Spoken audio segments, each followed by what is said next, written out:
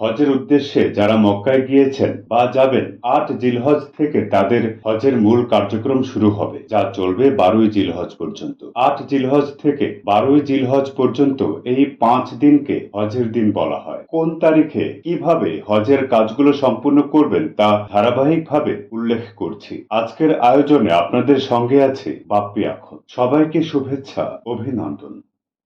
প্রথম দিন ৮ জিলহজের আমলগুলো হচ্ছে নিজ নিজ কক্ষ অথবা কাবা ঘরে বসে পবিত্র হজের ইহরাম বেঁধে মক্কা থেকে মুয়াল্লিমের অধীনে মিনায় পৌঁছতে হবে। মিনায় জোহর, আসর, মাগরিব ও এশা এবং পরদিন ফজর সহ মোট ৫ ওয়াক্ত নামাজ আদায় করতে হবে।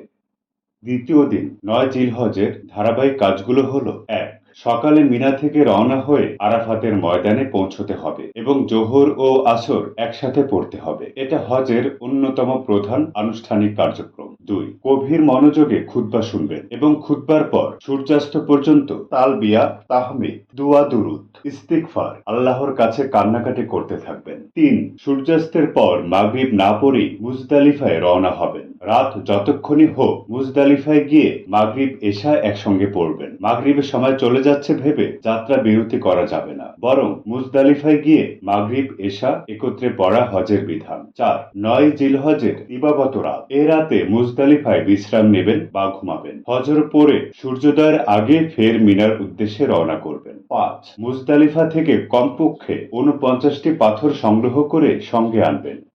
তৃতীয় দিন ১০ জিলহজের আমলগুলো খুব কষ্টসাধ্য ও বিশেষ গুরুত্বপূর্ণ। এ দিনে করণীয় হলো: ১, মুজদালিফা থেকে মিনায় পৌঁছতে হবে। ২, এদিন শুধু বড় শয়তানের স্তম্ভে জুমরাতে উকবা ৭টি পাথর নিক্ষেপ করবেন, অন্য স্তম্ভে পাথর মারা যাবে না। ৩, জামারাতে পাথর মারার পর সুনির্দিষ্ট স্থানে সুনির্দিষ্ট পদ্ধতিতে কোরবানি দিতে হবে। ক্ষতিপূরণ কোরবানি ও নফল কোরবানিও করা যাবে। ৪, কোরবানি করার পর মাথা মুন্ডাতে বা চুল খাটো করতে হবে। ১০ তারিখ মাথা মুন্ডানোর পর ইহরাম অবস্থায় সমাপ্তি ঘটবে, তবে তাওয়াফে জিয়ারতের আগে স্ত্রীর সহবাস সম্পূর্ণ নিষিদ্ধ।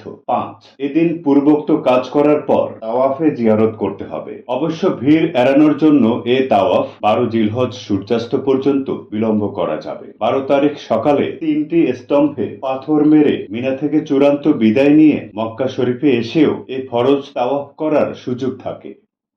চতুর্থ দিন ১১ জিলহজের আমল হচ্ছে ৩টি জামারাত বা শয়তানের ৩টি স্তম্ভে ৭টি করে ২১টি পাথর নিক্ষেপ করতে হবে। পঞ্চম দিন অর্থাৎ ১২ই জিলহজের আমল হচ্ছে ৩ স্তম্ভে আবার ৭টি করে ২১টি পাথর নিক্ষেপ করতে হবে। এভাবে পাথর মারার সংখ্যা ১০ জিলহজ ৭টি, ১১ জিলহজ ৭টি করে ২১টি এবং ১২ জিলহজ ৭টি করে ২১টি পাথর মারতে হবে। উল্লেখ্য যে ১০ ও ১১ জিলহজ তাওয়াফে জিয়ারত করতে না পারলে ১২ জিলহজ সূর্যাস্তের আগে অবশ্যই সম্পাদন করতে হবে এবং ১১ জিলহজ পাথর মারতে হবে। ছোট থেকে বড় স্তম্ভের দিকেই যেতে হবে। ১২ তারিখের পর অর্থাৎ ১৩ জিলহজ থেকে হাজিগণ সম্পূর্ণ স্বাভাবিক জীবনযাপন করতে পারবেন। দেশ বিদেশের সব খবর জানতে আমাদের সঙ্গে থাকুন। ভালো লাগলে আমাদের চ্যানেলটি সাবস্ক্রাইব করুন, লাইক, কমেন্টস ও শেয়ার করুন। আরো নিউজ পেতে আমাদের চ্যানেল ও ফেসবুক পেজ fpnews24.com সার্চ করুন। আপনাদের আবারও অভিনন্দন। আপনাদের সঙ্গে ছিলাম আমি, বাপ্পি আখন।